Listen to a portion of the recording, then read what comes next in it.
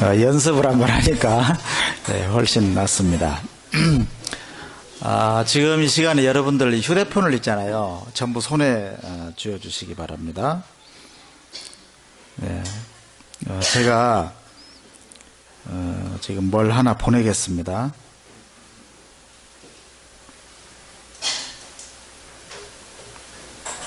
우리 교회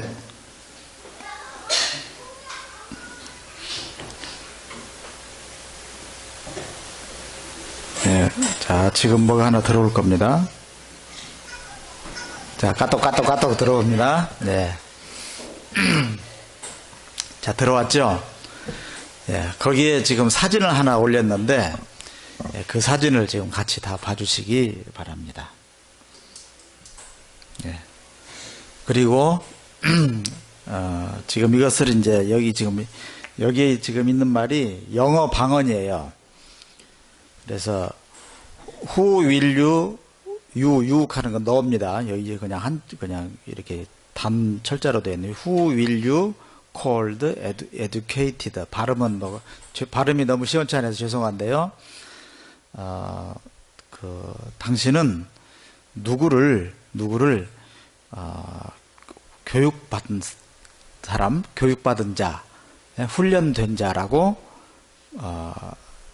부를 것이냐. 그러니까 좀 쉽게 이야기하면 누가 훈련받았는가, 그런 그 질문이 되겠습니다. 저 위에 보면은 여기 아마 소 같죠, 그죠?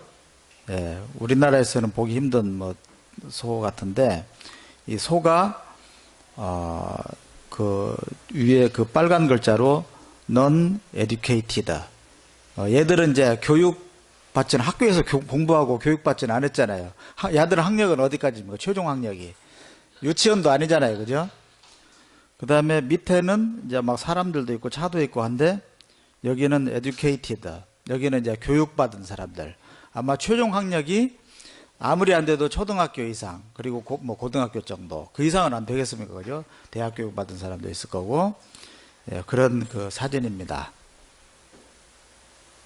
예, 다 보셨죠? 예, 그러면 누가 교육받은 자들입니까? 여기 한번 보십시오. 예, 예, 사람이 교육받은 자들인데, 예, 지금 이렇습니다. 그죠? 예. 얼마 전에 제가 TV에서 어떤 정치인에 관한 이야기를 보았습니다. 이분이 몇 년 전에 그 대통령 후보로 나왔을 때, 그때 그 연설의 모습입니다. 매우 진지하고, 말투도 지금처럼 이렇게 좀 느리고, 예를 들면 여러분들은 어떻게 생각하십니까? 이런 식의 굉장히 그 진지한 그런 식으로 그 연설을 하는 모습이었습니다. 그런데 5년 후에 얼마 전에 그분이 후보자로 나와서 연설을 할 때는 완전히 달라진 모습이라는 거예요.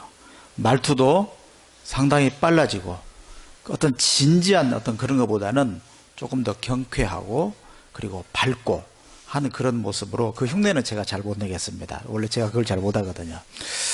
그래서 이제 그런 모습으로 이렇게 바뀌었다. 그래서 훨씬 더 청중들한테 쉽게, 특히 젊은이들한테 더 호소력 있게 다가가는 그런 모습이었다 하는 이제 그런 그 이야기를 들었습니다. 그분이 어떤 정치적인 목적을 위해서 그렇게 변신한 것이죠. 그게 변화되는 모습입니다. 목적을 위해서 그런 변화를 시도하는 모습이 참 아름답게 느껴졌습니다. 결국 그분은 좋은 그런 성과를 얻게 되었죠. 그런데 우리는 지금 여기에 제가 아까도 말씀드렸습니다마는 굉장히 여기 오기가 쉽지 않아요. 예. 주일 아침에는 조금 더 늦잠도 자고 싶고요. 그리고 왠지 주일 아침에는 더 피곤한 감도 있어요. 그리고 좀 마음도 약간 좀 이렇게 좀 가라앉을 수도 있고. 그런데 유난히 아침에 아이가 말을 안 들어요. 예, 교회는 가야 되는데, 시간은 다 돼 가는데 애가 밥도 안 먹어요. 지금 격하게 공감하시는 분이 있어요. 네, 그렇습니까? 예, 좀 씻고 깨끗하게 해서 가야 되겠는데 땀 냄새는 찍찍 나는데 안 씻으려고 해요. 이날따라 더 내 속을 썩혀요. 그런데 남편은 자기 먼저 준비 딱 하고 빨리 나와 빨리 나와 안 나온다고 이제 막 뚜껑이 열려가고 있는 거예요. 예, 그런데 그날따라 또 왜 이렇게 차는 또 밀려요? 뭐 등등 여러 가지 그런 이유들 때문에 사실 우리가 이 자리에 와서 이렇게 예배를 드리고 하는 것은 결코 쉬운 일이 아닙니다. 그런데 이렇게 어려운 발걸음들, 예, 그런 우리가 신앙생활을, 공동체 생활을 이렇게 하는데, 이러한 그 공동체 신앙생활을 통해서 우리가 변화되지 않는다면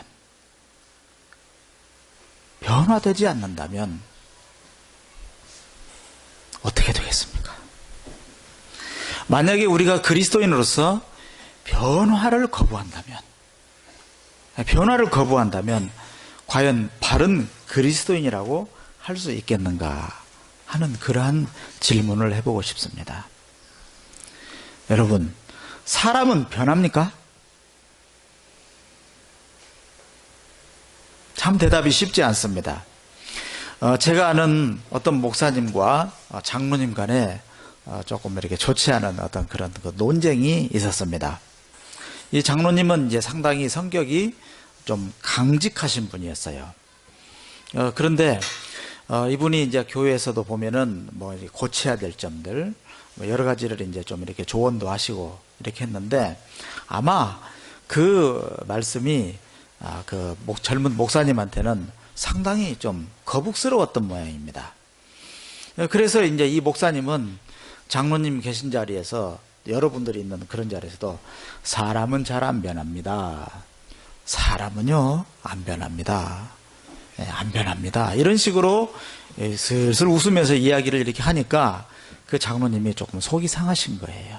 왜냐하면 그 장로님은 일생 동안 그리스도 안에서 변화되는 그러한 삶을 추구하면서 그렇게 그 살아오시는 분인데 그 옆에서 목사님이 사람은 안 변합니다. 왜냐하면 장로님이 이제 자꾸 한 번씩 이렇게 좀 강직하게 어떤 그런 말씀들을 하시고 하는 그런 모습이 한 20년 전이나 지금이나 별로 그렇게 차이가 없어 보이니까 목사님은 아마 그런 식으로 이렇게 꼬집었던 것 같습니다.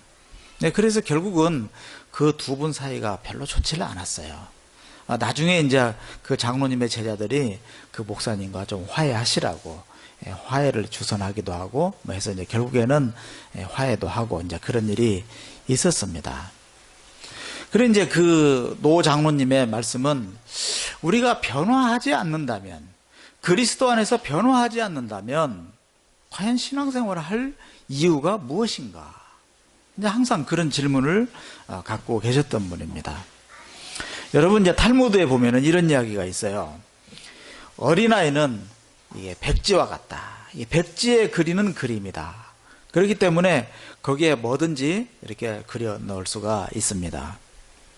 그런데 이제 노인들은, 죄송합니다. 제가 어르신들을 절대로 안 좋게 이야기하는 건 아닙니다. 노인들은 이미 그림으로 꽉 찬 종이라는 거예요.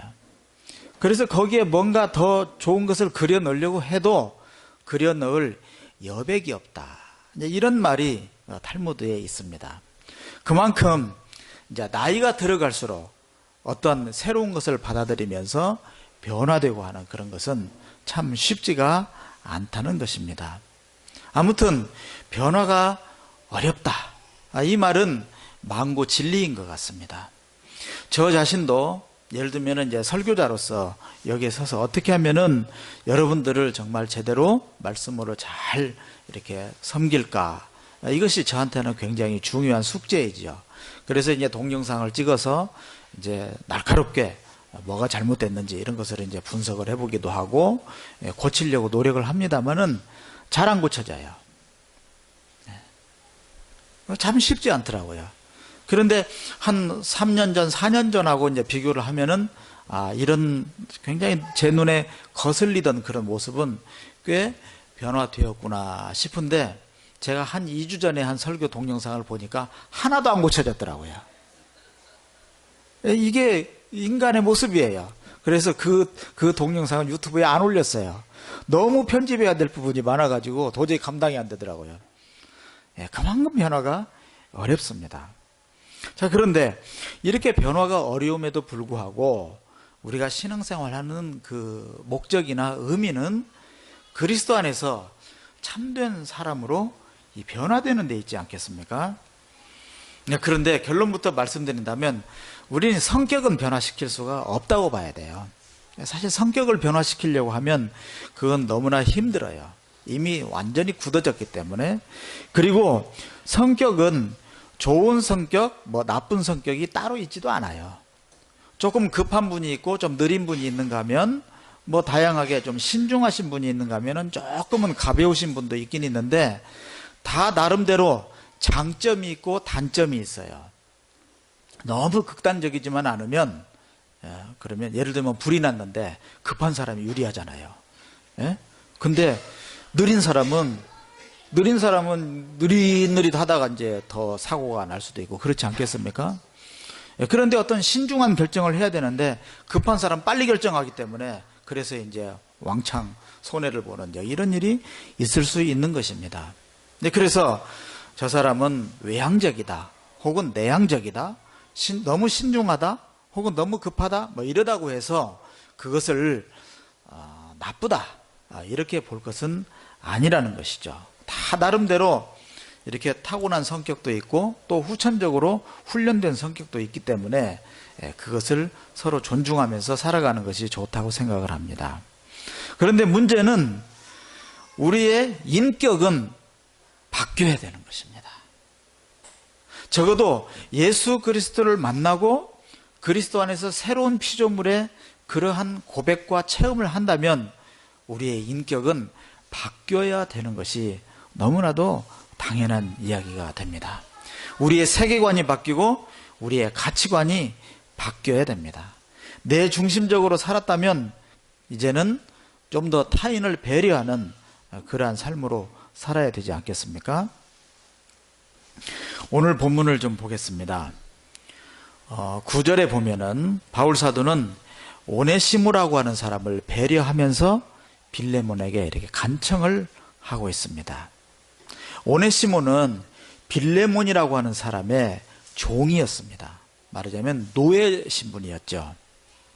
그런데 빌레몬이라고 하는 사람은 골로새 교회의 아마 감독이었던 것으로 그렇게 전해집니다. 그런데 바울 사도는 왜 오네시모를 이렇게 극진하게 배려하면서 심지어 오네시모는 내 마음이다, 이 말을 좀 달리 바꾸면 신복이다, 신복, 그런 뜻이 되겠습니다. 오네시모는 빌레몬의 노예였었는데 아마 큰 잘못을 저질렀던 것 같습니다. 추측하기로는 빌레몬의 돈을 가지고 도망을 쳤던 것 같아요. 그 당시에 노예가 그 정도의 잘못이면 즉시 즉결 처분해서 그 목숨을 빼앗아도 됩니다.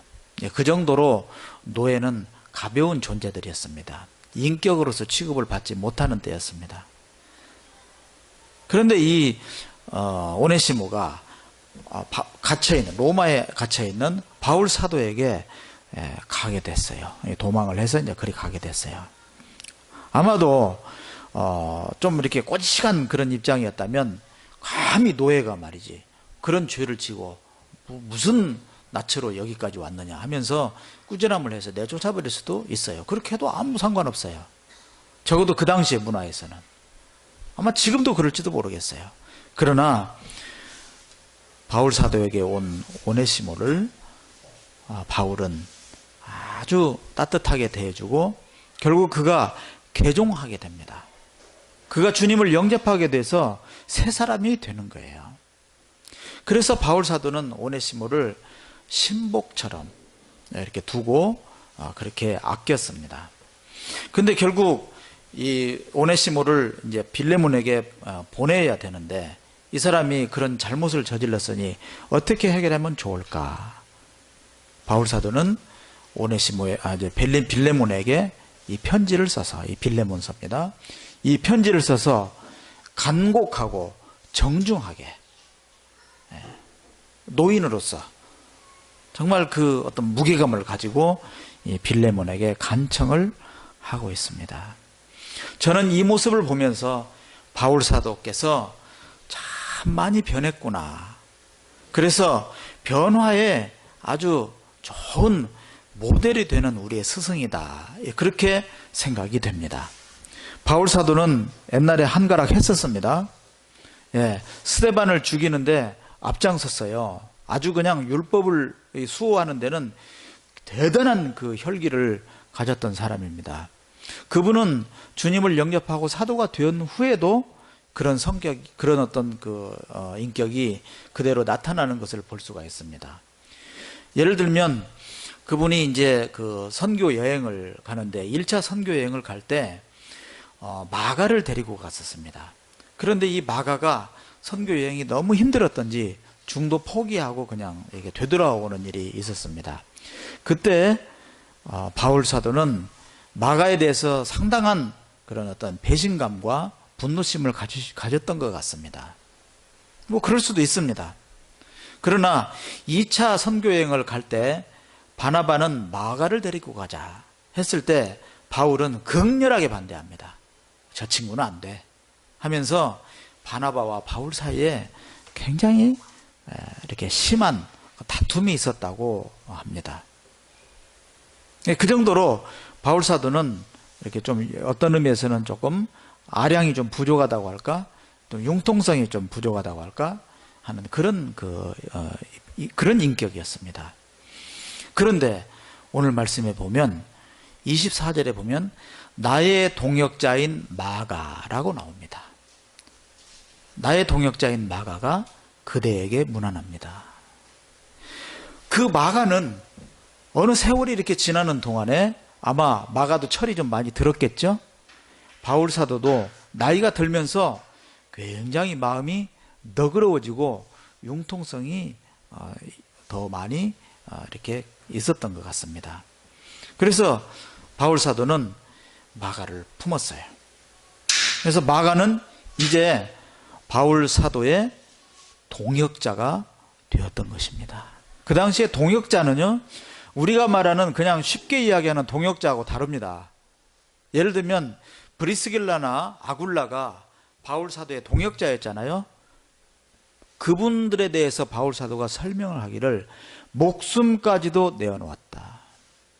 목숨을 같이 하는 그 정도의 정말 의리로 이제 똘똘 뭉치는 이런 그 관계가 동역자인 것입니다. 저하고 우리 조 목사님하고 동역자입니다만 제가 목숨까지 내놓을지 모르겠습니다. 물론 우리 박 권사님한테 허락 받아야 됩니다만 동역이라는 말이 그렇게 쉬운 말은 아니죠.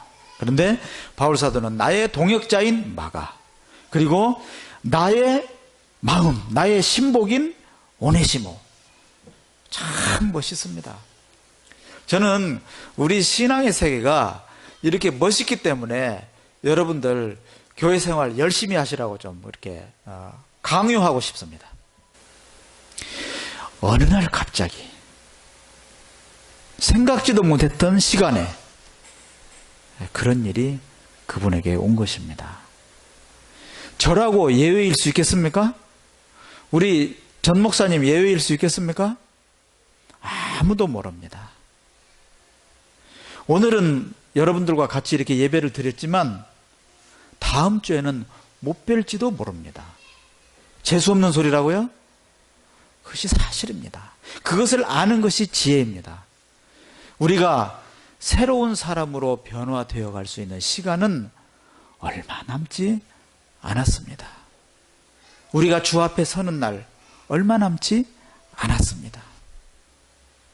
그렇기 때문에 그리스도 안에서 새 사람을 입어갈 수 있도록, 그 새 사람으로 새로운 내면의 창조가 이루어질 수 있도록 늘 하나님 앞에 기도하시고 그 목표를 향해서 걸어가시고,